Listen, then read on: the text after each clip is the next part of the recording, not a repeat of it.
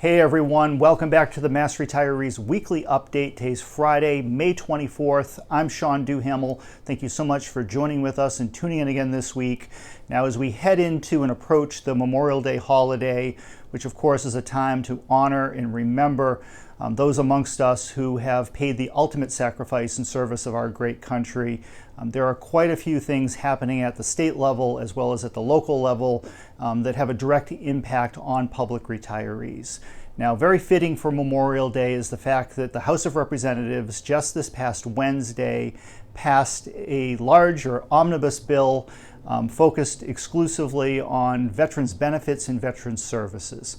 Now, amongst the many items covered by this bill are some items covering public retirement policy, primarily the buyback process in which veterans who are active employees are allowed to buy back up to 4 years of military service to have it count toward your public pension. And I know many of you watching this video who are currently retirees, who are veterans. Perhaps you yourself bought back your military time, and you may have remembered that it was a little bit convoluted and some confusion, and it's gotten to the point where our association, along with the public employee unions and the leadership amongst the retirement community, as well as state officials, have opted to make some reforms or some changes in the administrative processes and the notification processes in which the veterans buyback operates. And this is something that's now been in the works for several years. The legislation was included as part of the veterans bill that the House passed on Wednesday. That bill will now go to the state Senate, where action is anticipated in the coming weeks. We will be working closely with the Senate, and specifically State Senator John Velas, who's a close ally of ours. Senator Velas is the Senate chair of the Veterans Committee. He is also the lead sponsor of two of our bills directly related to veterans benefits. One bill, of course, would increase the veterans bonus from the current $300 level up to $1,000. The second bill, sponsored by Senator Velas, would apply the new definition of veteran, which is not exactly that new anymore. The definition was updated and modernized back in 2004. Unfortunately, as is the case with most changes to our public retirement policy, the new definition of veteran that was, again, implemented in 2004 was prospective in nature. And what that means is that anyone who was already retired at that point would not benefit from the updated definition of veteran. Now, the definition of veteran is strictly for retirement purposes, and it would specifically impact the eligibility of a retiree to receive the $300 veterans bonus, which, by the way, if you are a veteran, it is automatically included within your base pension. It's nothing that you need to apply for or sign up for. It is automatically included in your pension when you retire. The benefit has existed since 1957, and that's when the $300 level was established, which of course was quite a few years ago and is long overdue for an increase. So as I started to say a moment ago, we're working with the Senate and Senator Velas specifically in an attempt to attach or pass both of those veterans proposals through the veterans legislation that is now pending. And again, we believe the Senate will be taking up that bill in the coming weeks. At the same time, the Senate is currently, as I'm recording this, they are debating, and I can see my computer just off to the side here, with the Senate debate ongoing on the fiscal year 25 state budget. The House of Representatives, of course, took up the state budget back in April. This week is the traditional time period for the Senate to have their crack at it. And there are a number of things happening within the budget that we're keeping a close eye on.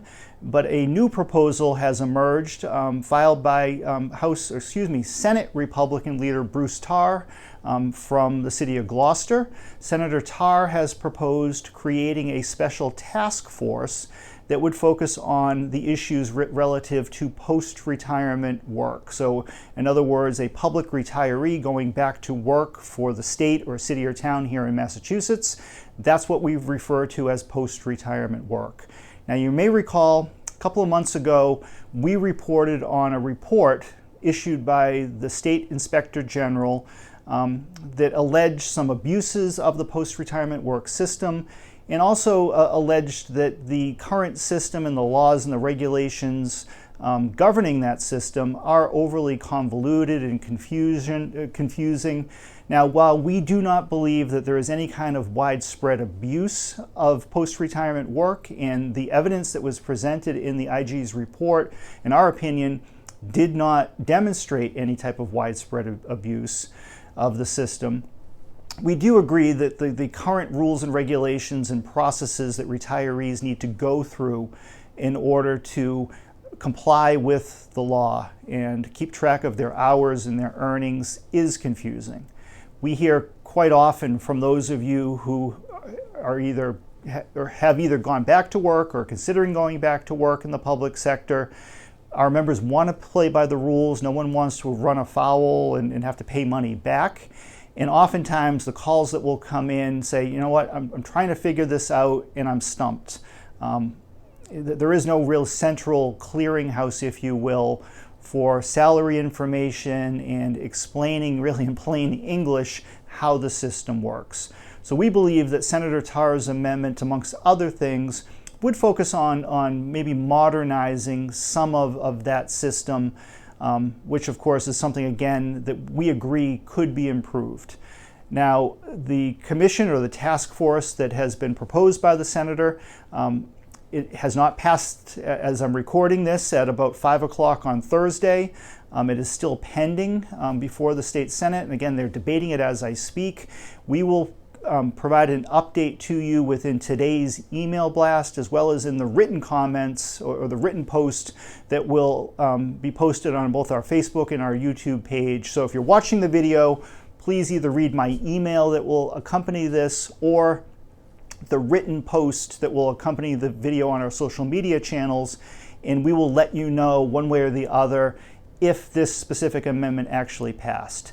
Now, very similar to the COLA Commission that has been proposed by Governor Healey and was included in the House budget, this new task force does name mass retirees as one of the commission members. So in other words, we will have a seat at the table if and when these issues are discussed going forward, and we will of course provide you with a full update on who the commission members end up being, what is being looked at, and any kind of progress being made, and certainly at the end of the process, what type of recommendations are being made by both of these commissions that could have an impact on public retirees.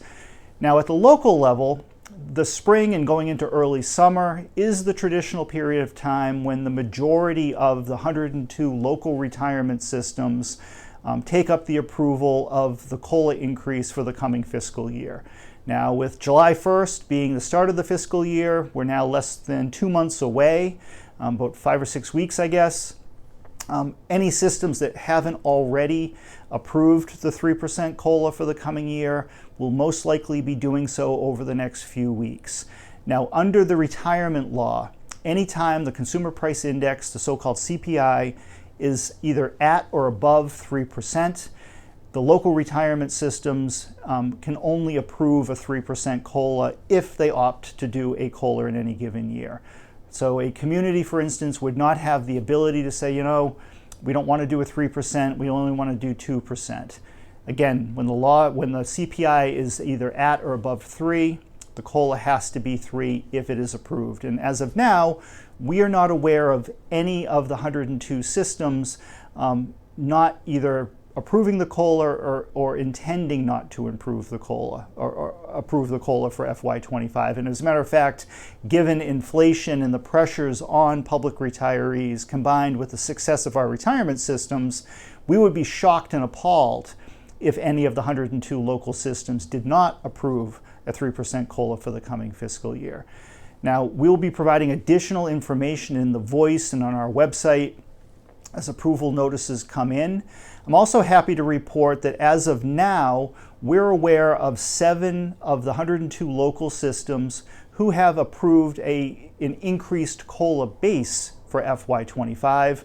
With the most recent system, we just received notice earlier today, as a matter of fact, that the City of Methuen has approved a $19,000 base for its retirees, which will take effect on July 1st. Now, over the last several years, we've seen quite a bit of activity and improvement at the local level. Back in 2022, for example, we had roughly half of the retirement systems, I think it was a little bit more than half of the local retirement systems, did approve an increased local COLA base in 2022 alone.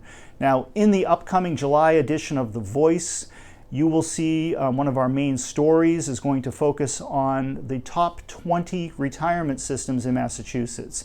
Now, by top 20, what I'm referring to is the 20 systems that are the highest level of funding. So these are systems that are at least 90% funded. Some of the systems are fully funded and working off a surplus right now. We want to profile these systems. We are going to share the funded ratio, the date of the last valuation. Some of the systems, for instance, have not had their system valuated in the past 2 years. In 2023 was a fantastic year for the financial markets. Most of the systems earned somewhere in the range of 9 to 12%. And that full listing will be available probably in the next 4 to 6 weeks once PARAC is done with its annual review of all of the systems.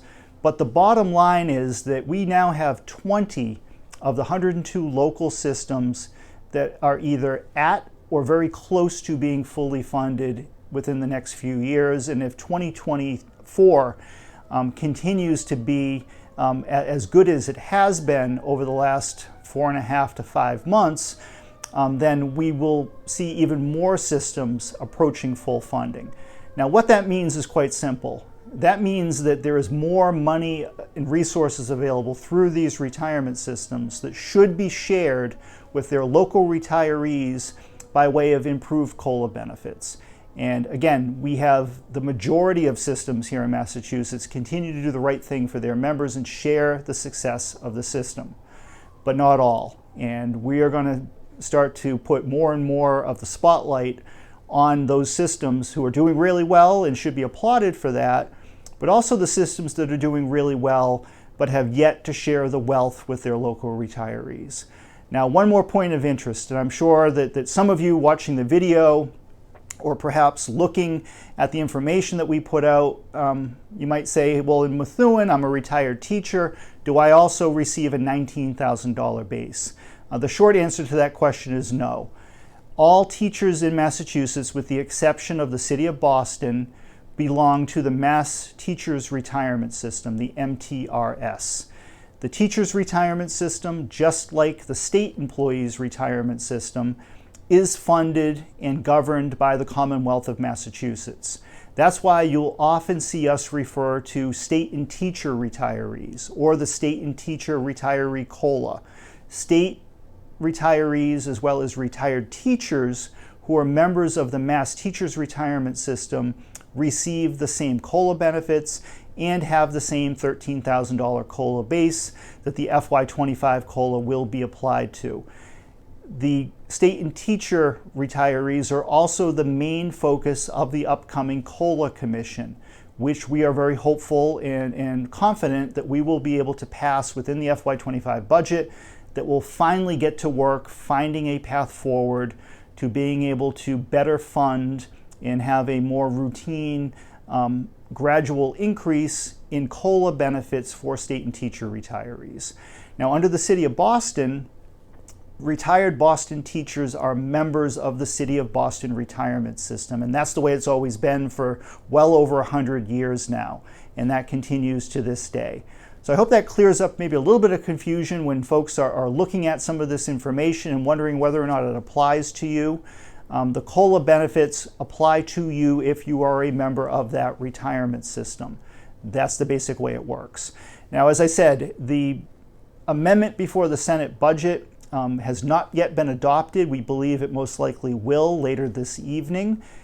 Look to the written comments on our social media pages, as well as in the email blast that you're going to receive this morning or Friday morning from me for an update on whether or not that news went through. In the meantime, I hope all of you have a nice weekend. I know the weather here in Massachusetts is supposed to be beautiful, so I hope you have the opportunity to enjoy it with your friends and family and neighbors. Take care, everyone. Thank you so much.